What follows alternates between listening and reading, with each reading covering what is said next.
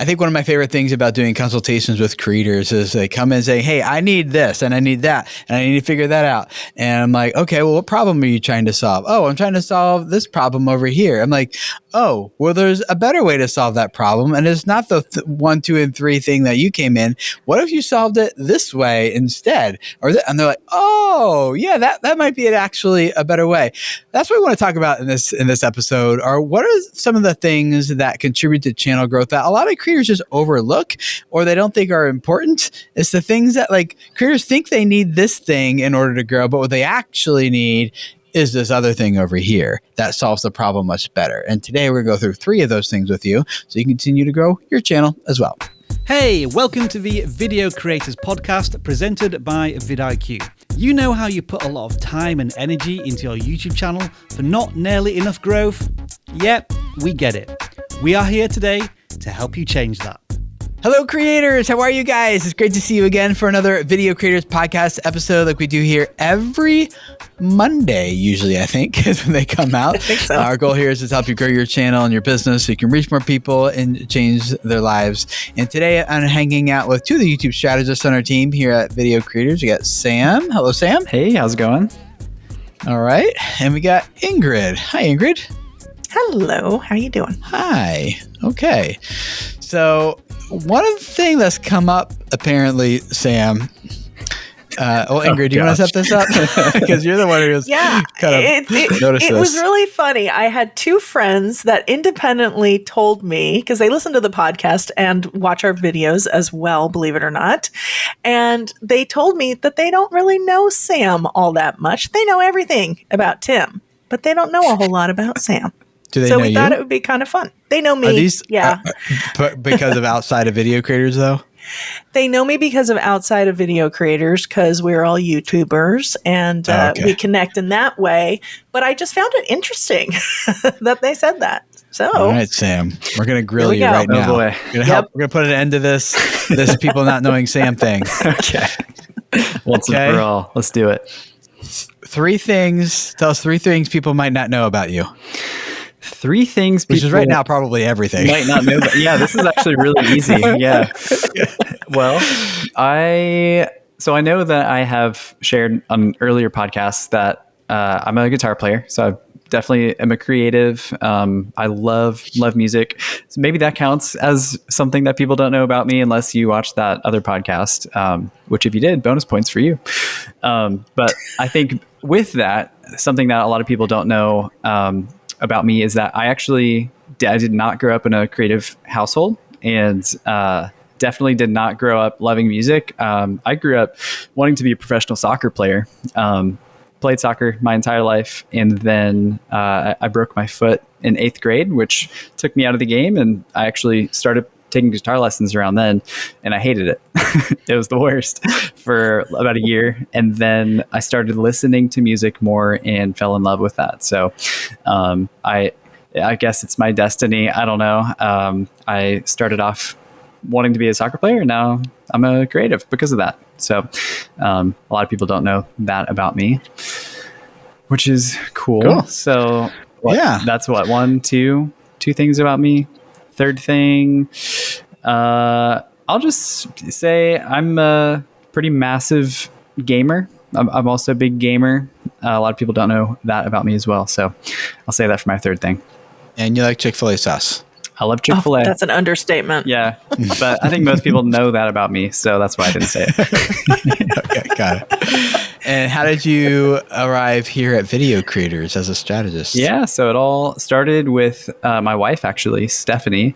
She started, now that probably was over 3 years ago, right?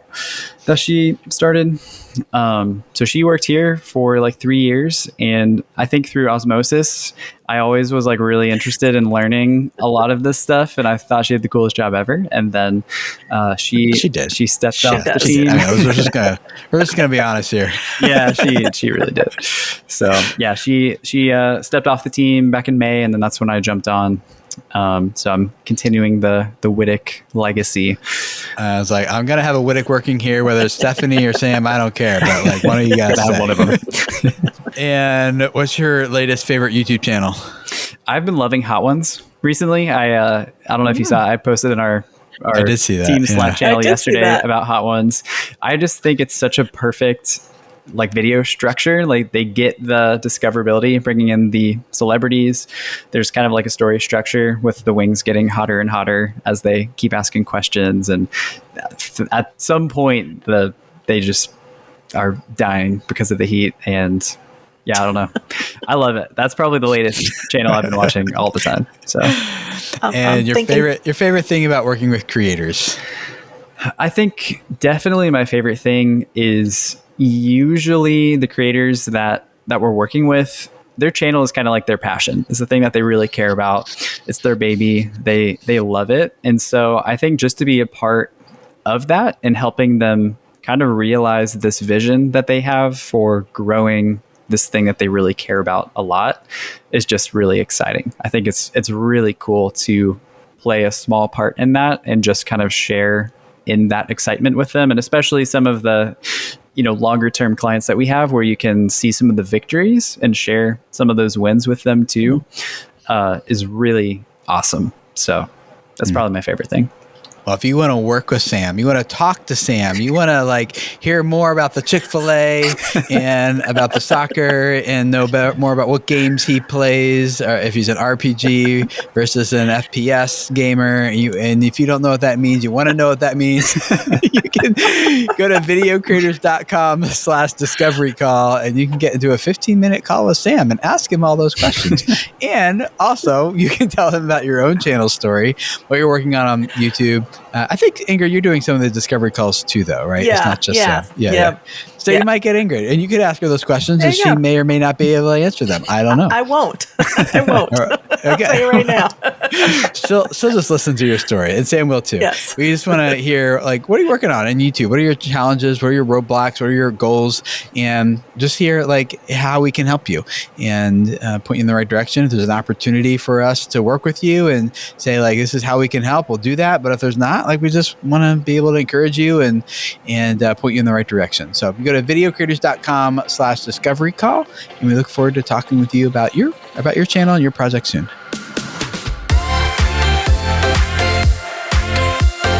Let's dive into number one here, Ingrid, of what things that creators think they need, but they actually need this other thing for growth. I think I've heard this. I know you have too. A lot of creators like, I just need more exposure and then my content would do well, right? And usually the way this questions that I hear it asked is AdWords, like, should I pay for traffic on my channel? Will that help me grow? Should I do this? Like, how do I just pay for the exposure? And I get the assumption is like, hey, my content's awesome and all it needs is exposure and it'll grow. But what do creators actually need? More exposure? Is that the trick? No. No. That's it. That's it. Just no. No, they don't. No, what you really need is better content. You need to dig Ouch. into your, I know, right? A little bit. Because if it's not working, then you need to dig into a couple things. And from a practical perspective, have you really thought about what your audience's struggles are? That's a great place to start, or are you talking about what you want to talk about versus what they really are struggling with? That's kind of like where I'm coming from. Hopefully both, right? That's a good combo when it's both. Yeah. It is a good combo. Yeah.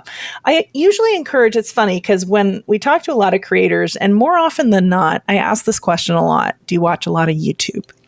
Right? And a lot of times the answer is no.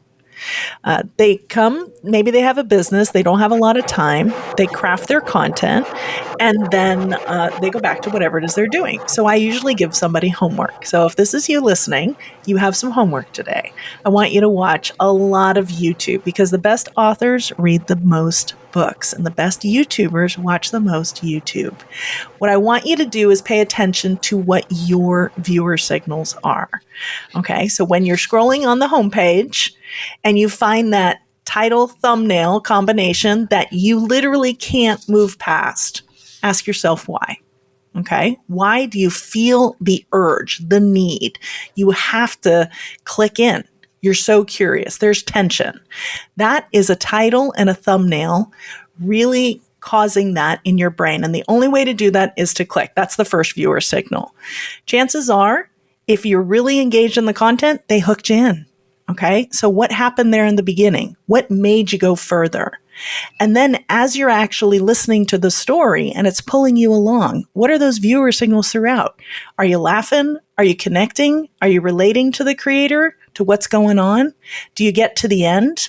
Did they have great viewer retention with you from front to back?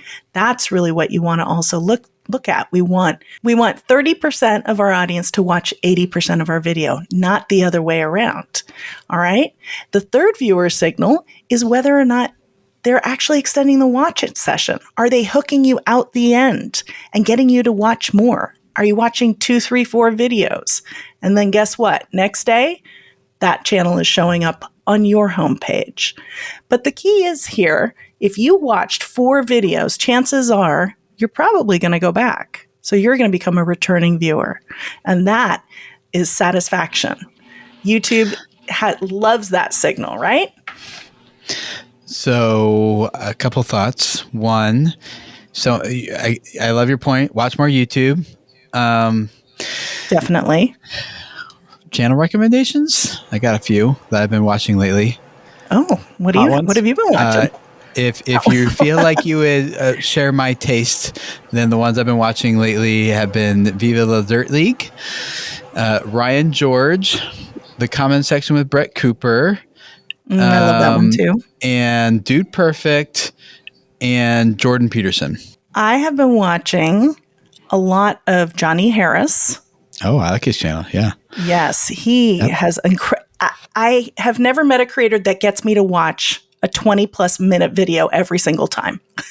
Every single time. Storytelling is great. Casey Neistat has been really putting out consistent content, and I love his content. But also a really great channel is his brother, Van Neistat. If you haven't checked that out, I encourage you to check that out. So those are a couple for me. Yeah, this is an experiment. I just pulled up my homepage to see what YouTube That's what I did too. recommending for me right now. So exactly. We've got Colin and Samir. Oh, yeah. Great. I've got Stephanie Whittick, my wife. Shameless plug. She's got a Oh, channel. you watch your wife on I watch YouTube? my wife, so that's a good sign. Bonus points Have you for me. ever made the mistake of when your wife asks you a question and you already just made a video about that exact same thing? You just say, "Hey, I made a video. You should just go watch that." Yeah. And it says, she's like, "You're my husband. I should be able to just talk to you." Yeah.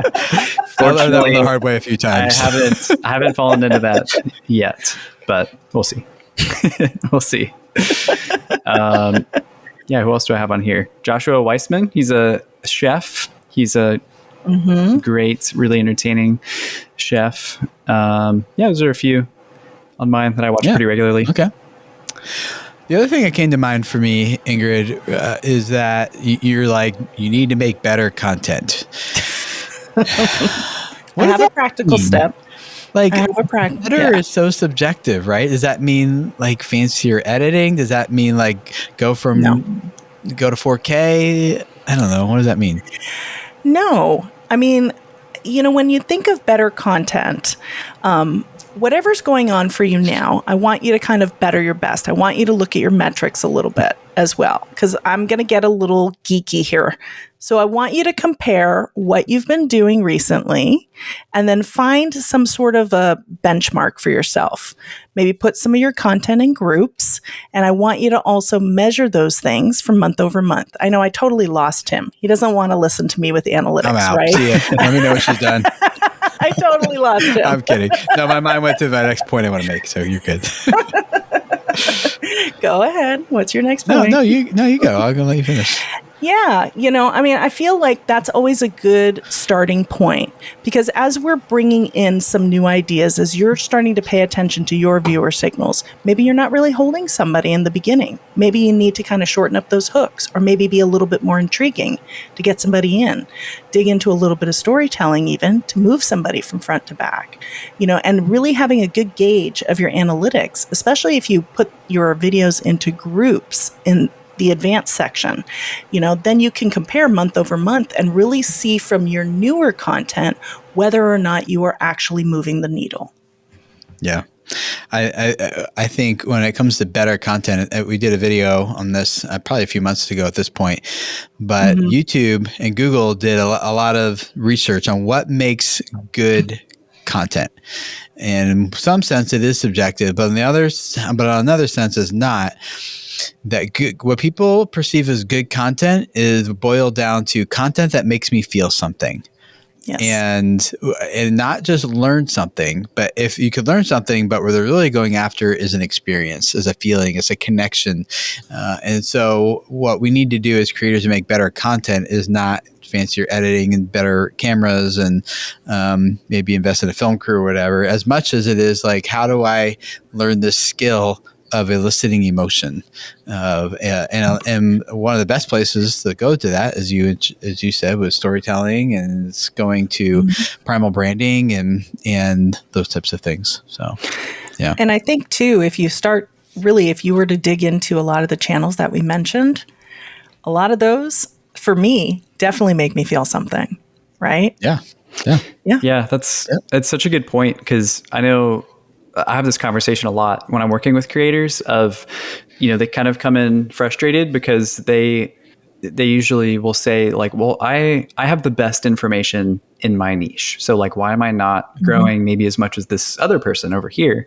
And I think it's exactly that. Like there needs to be, I'm not going to say the information isn't important and it shouldn't be really good and really valuable, because of course that's extremely helpful for your target audience that you're serving. But we do need to create some kind of a connection or some sort of feeling in the viewer where they can receive great value and great information from you, but they also can feel like, oh, I feel like I know this person a little bit, or like I can relate to you a little bit.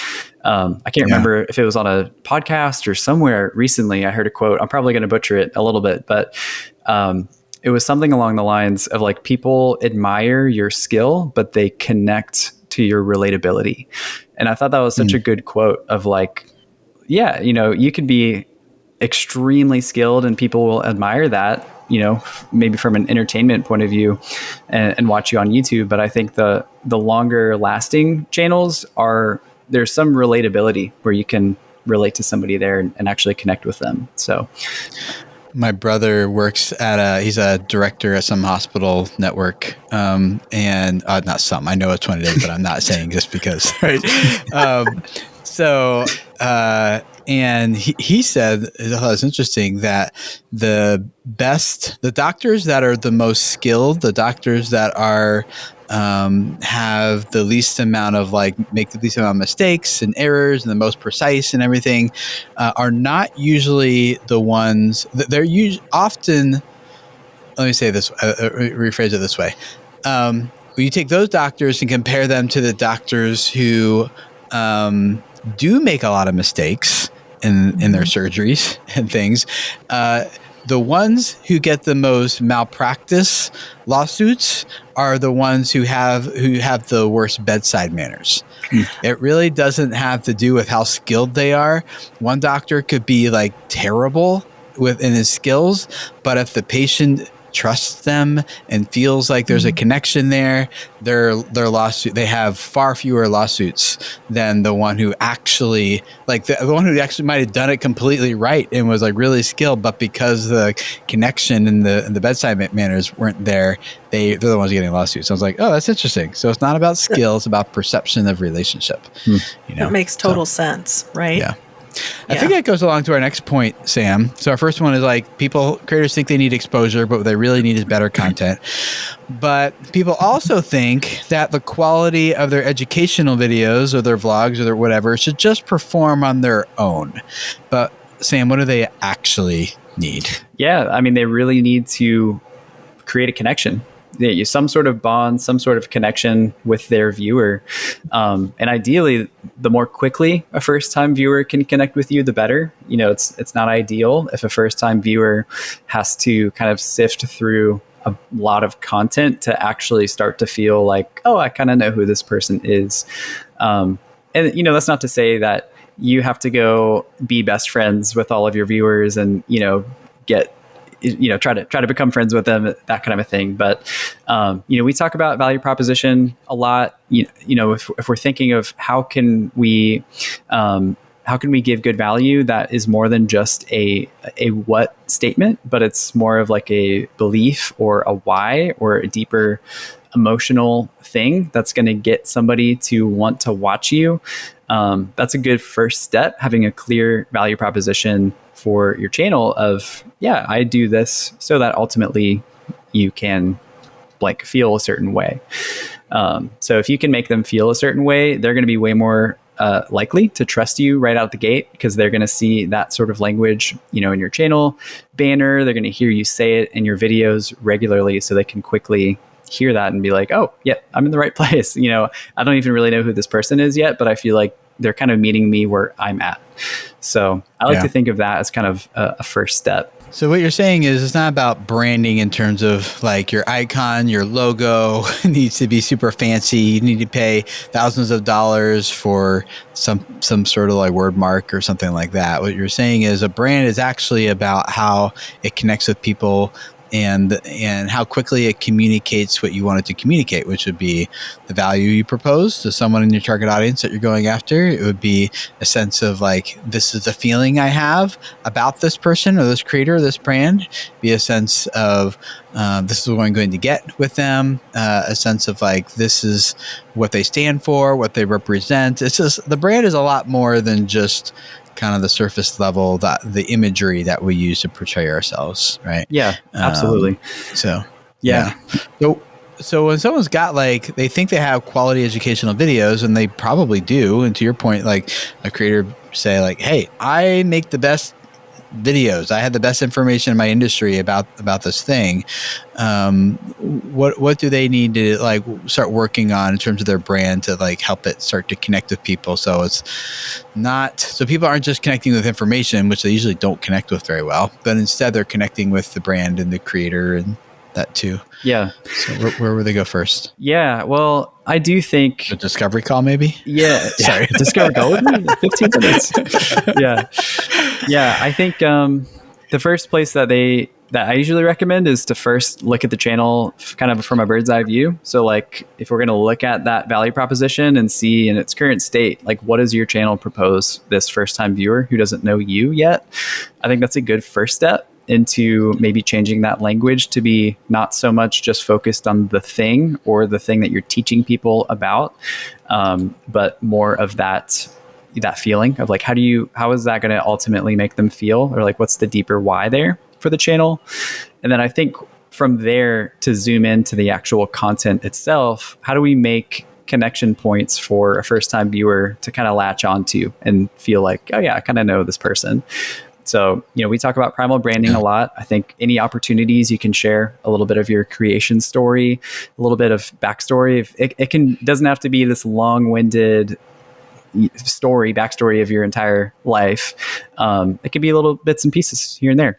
I shared some of my creation story. You were asking me questions earlier in this podcast. So I would imagine the listeners listening to this podcast probably feel like they know me a little bit better than before they clicked on the video. Yeah. Ingrid still wants to know if you're FPS or RPG, though. I have no idea what any of that Ingrid's hearing this like, what are you saying? RPG, by the way. RPG. All right. That's good. Me, most of the time I am too.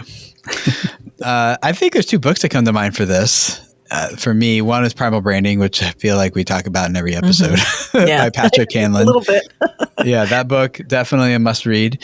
And not Storyworthy. Story Brand. There we go. Story Brand by Donald Miller, I think helps a lot of business owners understand branding from a story perspective. In other words, your viewer, your target audience is a character who has a desire, they want something, but they don't know how to get it. They're facing obstacles and something's at stake for them if they don't know how to get it. So who plays the role of the guide and comes along and helps that character do what they couldn't do before and overcome those things? Well, you do. That's where your brand comes in. So they ultimately experience the transformation in their life that they want to experience. That's, the hero's journey kind of in a nutshell.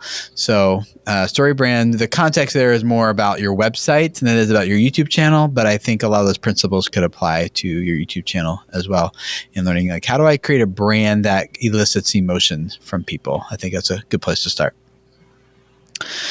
And then finally, a lot of creators, Ingrid, they think their videos are great, but they're not, as you've already told us. No.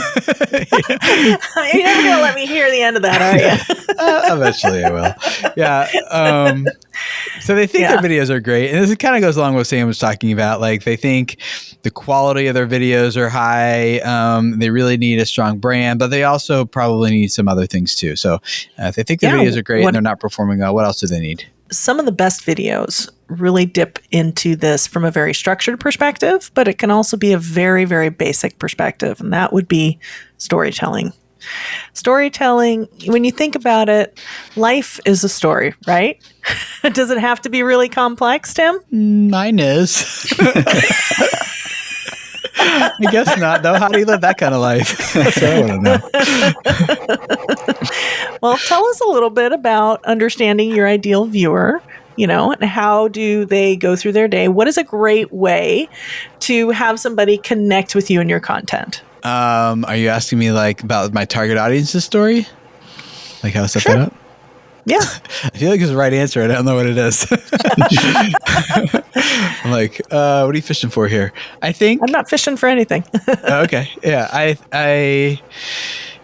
think like a lot of the storytelling comes down to first your audience's story, like we just kind of talked about with story brand, understanding their story.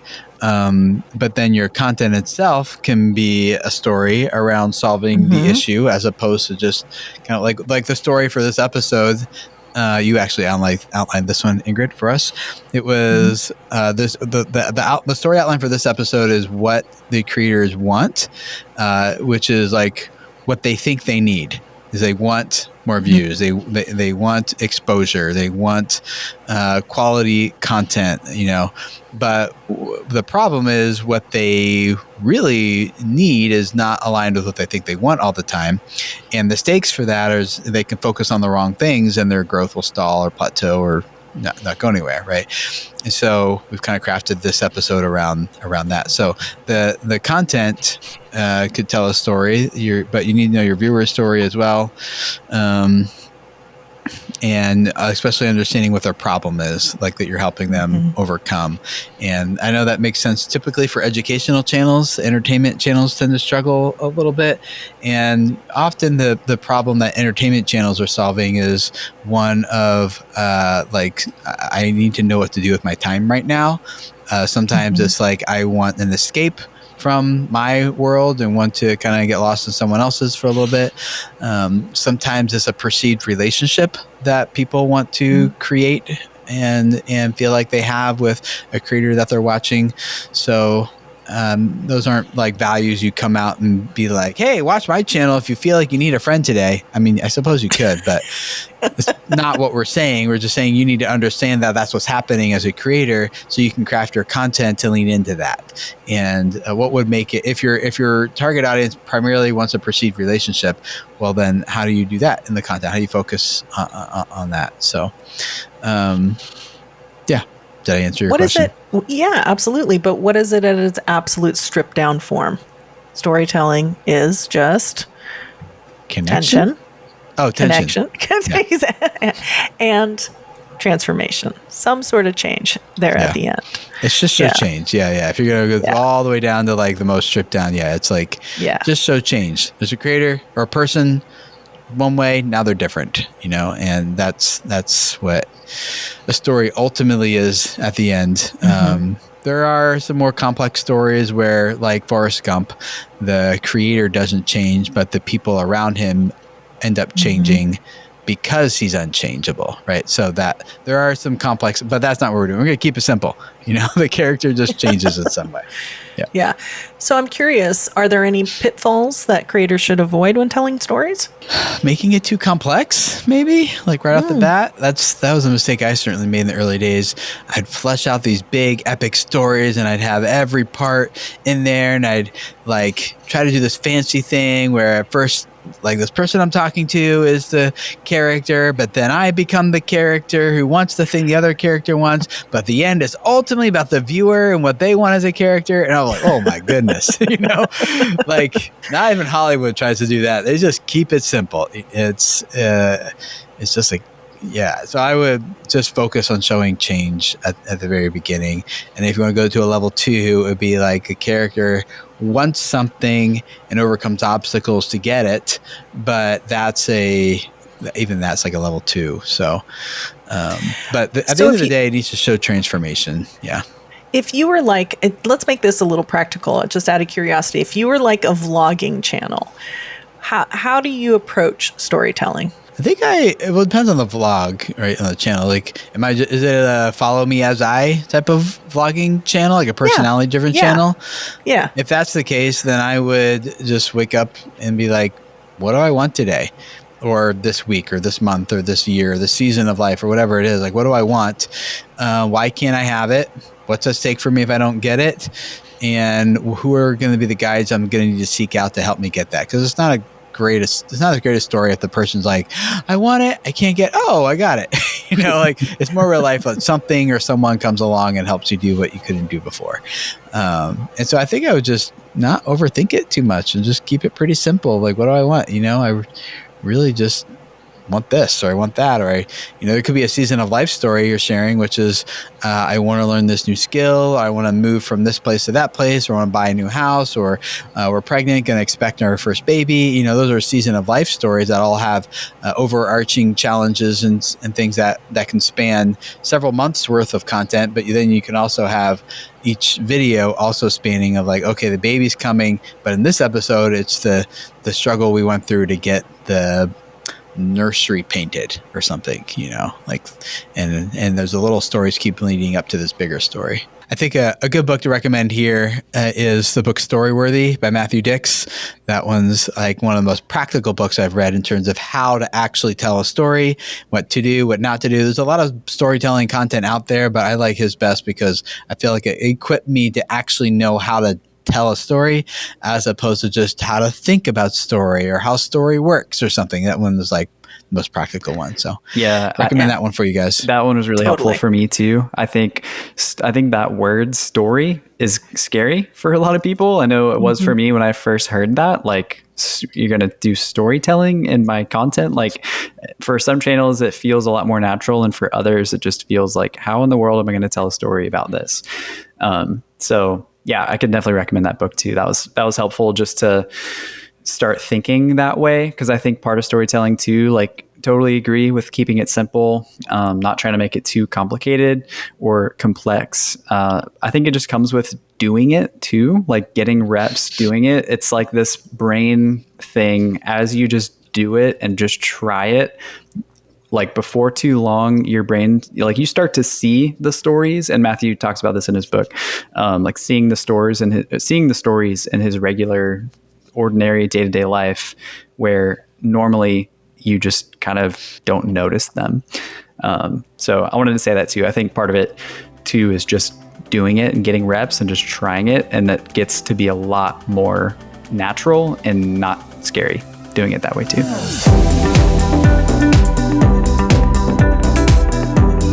Every week we like to wrap up these episodes with a power tip, something practically you can do in your channel to grow. And this week will be a little bit different given the context of our discussion here today. I want to recommend that you go back to episode 279, and it's called Steps for Using Story to Build a Deep and Lasting Connection with Your Audience. And it's an interview with the author of Storyworthy we just talked about, Matthew Dix, and he shares how we can use stories as creators, as educational channels. I think in that interview, I threw in my hardest questions about like the ones we hear all the time about like, oh, story doesn't work for me, or how do you do it this way or that way? It's very practical. It's a long one. It's about an hour. Looks like it's an hour, 10 minutes long. So go check that out. There'll be a link to it in the show notes as well. And that'll just give you a really practical foundation for how to start using story on your channel from the guy who wrote the book on it, from Matthew Dix. So episode 279, go check it out. And thank you for being here with us again today for another Video Creators Podcast episode. We look forward to hanging out with you again next week for another episode, and we'll see you then. Thanks. Bye.